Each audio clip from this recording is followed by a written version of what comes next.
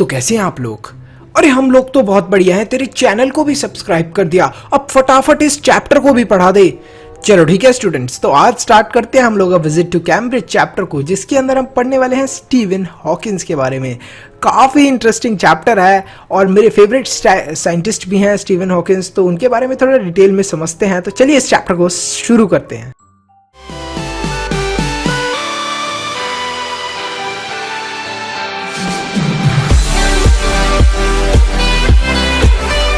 यहाँ पर पहुंचे हैं हमारे ऑथर इंग्लैंड के अंदर। अब इंग्लैंड के अंदर आओ और कैम्ब्रिज को विजिट ना करो, ऐसा तो हो ही नहीं सकता।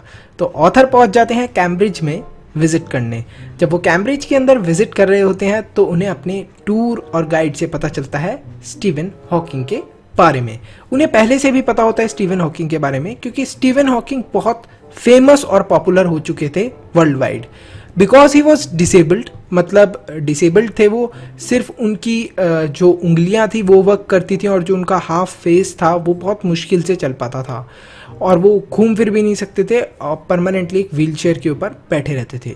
लेकिन फिर भी उन्होंने हार नहीं मानी थी और बहुत सारी ऐसी रिसर्चेस करी थी जिनके बारे में हम लोग अभी थोड़ा सा समझ लेंगे इस चैप्टर के अंदर। जो स्टीवन हॉकिंस थे वो थे एस्ट्रोफिजिसिस्ट। अब एस्ट्रोफिजिसिस्ट का मतलब क्या होता है? एस्ट्रोफिजिसिस्ट का मतलब होता है वो पर्सन जो किसके बारे में बात करे, जो स्पेस के बारे में बात करे, जो स्टार्स के बारे में बात करे, जो सोलर सिस्टम और बहुत सारी चीज़ें, सन्स, मून्स, प्लैनेट्स के बारे में बात करे, तो ही वॉज अ एस्ट्रोफिजिसिस्ट। उन्होंने एक बुक भी लिखी थी जिसका नाम था a brief history of time, और वो सबसे बिगेस्ट सेलर थी उनके टाइम की। स्टीवन हॉकिंस आइजैक न्यूटन के, सर आइजैक न्यूटन के भी सक्सेसर रह चुके थे, तो आप यहीं से समझ सकते हैं कि वो कितने ब्रिलियंट होंगे। टूर खत्म होने को था और राइटर ने फटाफट फोन कॉल करने की कोशिश करी स्टीवन हॉकिंग के घर पर। अब यहाँ पर थोड़ा सा राइटर के बारे में बात कर लेते हैं। राइटर भी डिसेबल्ड होते हैं, तो इस वजह से एक जो थोड़ा सा उनका अफेक्शन होता है, एक जो कनेक्शन होता है स्टीवन हॉकिंग से, वो और ज़्यादा होता है। वो पर्सपेक्टिव लेना चाहते हैं कि क्या कुछ प्रॉब्लम्स उन्होंने फेस करी अपनी टाइम के दौरान, तो इस वजह से वो और ज़्यादा इंटरेस्टेड थे स्टीवन हॉकिंग से मिलने के लिए। तो वो उनको फ़ोन करते हैं, इतनी एक्साइटमेंट में वो उनको कॉल करते हैं कि ये लग रहा था कि मान लो वो फ़ोन की तार तोड़ ही देंगे। हॉकिंग के जो असिस्टेंट होते हैं वो फ़ोन को उठाते हैं और उनको बोलते हैं कि टाइम किस लिए कॉल करा है। तो वो बोलते हैं उनको कि मेरे को स्टीवन हॉकिंग से मिलना है, मैं इंडिया से आया हूँ और मैं एक्सप्लोर कर रहा हूँ यहाँ पर। तो वो बोलते हैं कि ठीक है। तो बहुत ज़्यादा रिक्वेस्ट करने के बाद राइटर बोलते हैं कि 10 मिनट का टाइम भी मिल जाए तो वो ठीक है। तो बड़ी मुश्किल से जो उनका असिस्टेंट होता है वो रेडी होता है और बोलता है कि कोई बात नहीं, हाफ एन आवर का टाइम मैं आपको दे दूंगा। तो इंटरव्यू बिल्कुल एग्जैक्ट टाइम पर स्टार्ट हो जाता है।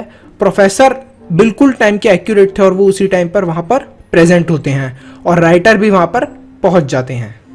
तो यहाँ पर राइटर स्टार्ट करते हैं अपने फर्स्ट क्वेश्चन के साथ, जिसके अंदर वो स्टीवन हॉकिंस से पूछते हैं कि हम जैसे डिसेबल लोगों को दुनिया कहती है कि हमें हिम्मत रखनी चाहिए, हमें ब्रेव बनना चाहिए, आपको क्या लगता है? और आप जैसे लोगों को अगर कोई डिसेबल पर्सन देखता है तो वो बहुत ज़्यादा मोटिवेटेड फील करता होगा, उसे लगता होगा कि जब आप अचीव कर सकते हैं तो वो भी अचीव कर सकते हैं और आपने कितना हार्डवर्क करा है। तो जो प्रोफेसर स्टीवन हॉकिंग्स होते हैं वो रिप्लाई करते हैं कि देखो, मैं ब्रेव तो नहीं हूँ लेकिन मेरे पास कोई चॉइस भी नहीं है। तो सिंपली इस लाइन से वो क्या इंडिकेट करना चाह रहे थे कि मतलब उनके पास कोई चॉइस ही नहीं है ब्रेव होने के अलावा, बिकॉज ही इज़ डिसेबल्ड। अब वो कर भी क्या सकते हैं अपने डिसेबिलिटी का, जिसका कोई इलाज ही नहीं है। Now coming to the next point, जो ऑथर थे वो उनको जब देख रहे थे स्टीवन हॉकिंस को, तो उनको ऐसा लग रहा था कि स्टीवन हॉकिंस के अंदर मतलब बहुत ज़्यादा वो कंजस्टेड फील कर रहे हैं, मतलब बहुत सारी चीज़ें जो हैं वो उनके अंदर दबी हुई हैं, वो एक्सप्रेस नहीं कर पा रहे बेचारे, क्योंकि वो बोल नहीं सकते थे, उन्हें टाइप करना पड़ रहा था। और जब वो टाइप कर रहे थे तो बड़ा उन्हें एक एक वर्ड देखना पड़ रहा था, गौर करना पड़ रहा था, बड़ा उन्हें मतलब स्ट्रेस पड़ रहा था, जोर पड़ रहा था, वर्ड ढूंढना कीबोर्ड्स के ऊपर, फिर उन पर क्लिक करना, देन रिप्लाई करना, और वो पूरी बातें बोल भी नहीं पा रहे थे। तो ये काफ़ी ज़्यादा उन्हें देखकर काफ़ी ज़्यादा पेनफुल लगी है उनकी कंडीशन। तो यहाँ पर वो एक और क्वेश्चन पूछते हैं स्टीवन हॉकिंस से कि जो डिसेबल लोग होते हैं, दुनिया ये सोचती है कि हम लोग बहुत ज़्यादा दुखी होते हैं, हम लोग सैड होते हैं। तो क्या ये बात बिल्कुल सही है? जब आप ये बात सुनते हैं तो क्या आपको ये अम्यूजिंग नहीं लगता? क्या अम्यूजिंग मतलब ये थोड़ा सा आपको अजीब नहीं लगता कि हम लोगों को, जो भी डिसेबल्ड लोग होते हैं, यही सोच लेते हैं, लोगों की मेंटालिटी होती है कि हम लोग दुखी ही होंगे। तो जो स्टीवन हॉकिंस थे वो रिप्लाई करते हैं कि लोग उनको पैट्रनाइज भी करते हैं, उन्हें ये भी बहुत ज़्यादा अम्यूजिंग लगता है, बहुत ज़्यादा सरप्राइजिंग लगता है, अजीब लगता है कि वो इतने इंटेलिजेंट है तो लोग उनको बहुत ज़्यादा मतलब कि भैया आप तो बहुत ही इंटेलिजेंट हैं और आप इतने डिसेबल्ड होने के बाद भी इतना आपने अचीव कर लिया। ये सारी चीज़ें भी लोग उनके बारे में सोचते हैं। तो यहाँ पर ऑथर एक थोड़ा सा फनी सा क्वेश्चन उनसे पूछते हैं कि क्या आप एनॉयड फील करते हैं? क्या आपको थोड़ा मतलब अजीब लगता है कि जब हम जैसे लोग आपको आकर डिस्टर्ब करते हैं, हम आपसे फालतू के क्वेश्चंस पूछते हैं, जबकि आप एक साइंटिस्ट हैं, इतने बड़े, आपका टाइम वेस्ट करते हैं? तो वो आंसर लिख देते हैं फनी वे में यस, और स्माइल करने लग जाते हैं ऑथर की तरफ देखकर। यहाँ पर ऑथर उन्हें स्माइल नहीं कर रहे थे और ऑथर को ये चीज़ बुरी भी नहीं लगी थी, क्योंकि वो समझ गए थे कि उन्होंने मजाक के वे में इस चीज़ को एक्सप्रेस करने की कोशिश करी है। जो प्रोफेसर हॉकिंग थे वो ऑथर को बहुत ज़्यादा ब्यूटीफुल मैन, मतलब सबसे ब्यूटीफुल मैन अपीयर हो रहे थे, क्योंकि कुछ एक इम्पॉर्टेंट चीज़ें उन्हें उनके अंदर से दिख रही थी। क्योंकि वो जो था उनका ऑरा था, मतलब जहाँ पर वो बैठे थे और जो उनका मतलब पॉजिटिविटी थी उनके अंदर से, वो ऑथर को साफ साफ दिख रही थी। मतलब बहुत ज़्यादा स्पेशल पर्सन लग रहे थे और ऐसा लग रहा था कि जैसे उनके अंदर से मतलब नॉलेज का एक, ये समझ लीजिए कि समुंदर है उनके अंदर, और वो दबा हुआ है उनके अंदर जो नॉलेज का समुंदर है, वो एक लाइट की तरह चमक रहे थे। इस टाइप से उनको वो दिखाई दे रहे थे। तो यहाँ पर हमें बुक में भी यही बताया गया है। तो ये यहाँ पर सारी चीज़ें ऑथर एक्सप्रेस करते हैं स्टीवन हॉकिंस के बारे में। यहाँ पर ऑथर एक और क्वेश्चन पूछते हैं स्टीवन हॉकिंग से। वो ये पूछते हैं कि आपको कोई और चीज़ बेस्ट लगती हो अबाउट बीइंग डिसेबल्ड? तो जो स्टीवन हॉकिंग का रिप्लाई था वो नेगेटिव था, उन्होंने कुछ ज़्यादा इस चीज़ के ऊपर रिप्लाई नहीं करा। लेकिन उसी के बाद फिर कंटिन्यू कर देते हैं ऑथर ये बोलना कि क्या आपको लगता है कि अगर आप और मैं इस कंडीशन से सफ़र नहीं कर रहे होते, अगर हम लोग डिसेबल्ड नहीं होते, तो हम लोग डिस्कवर कर पाते इस पूरी दुनिया के अंदर जो काइंडनेस है, जो लोग दया करते हैं, लोगों से प्यार से बात करते हैं, ऐसे लोगों से दया करते हैं। तो ये सारी चीज़ जब सुनते हैं स्टीवन हॉकिंग तो वो बिल्कुल एग्री करते हैं राइटर के साथ।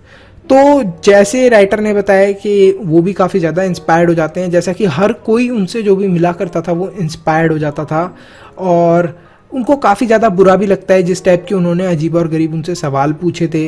लास्ट वाले कुछ ऐसे सवाल थे जो हर्टफुल भी थे।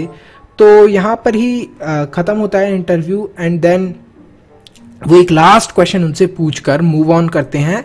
लास्ट क्वेश्चन ये होता है कि Steven Hawkins, professor Steven Hawkins, what would you advise to disable people? आप जो भी दुनिया के अंदर डिसेबल लोग हैं उन्हें क्या एडवाइस देना चाहते हैं?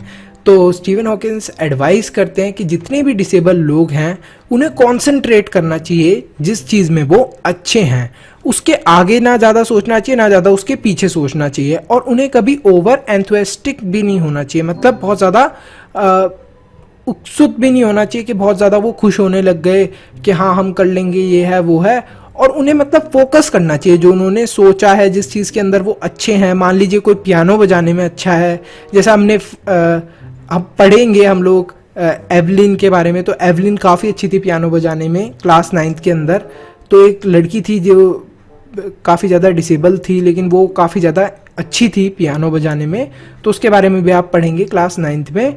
तो ऐसे ही यहाँ पर एक एडवाइस दी है कि जिस चीज़ में आप अच्छे हैं उस चीज़ पे आप फोकस करें। अगर आप डिसेबल्ड हैं तो इधर उधर अपने आप को डिस्ट्रैक्ट ना करें।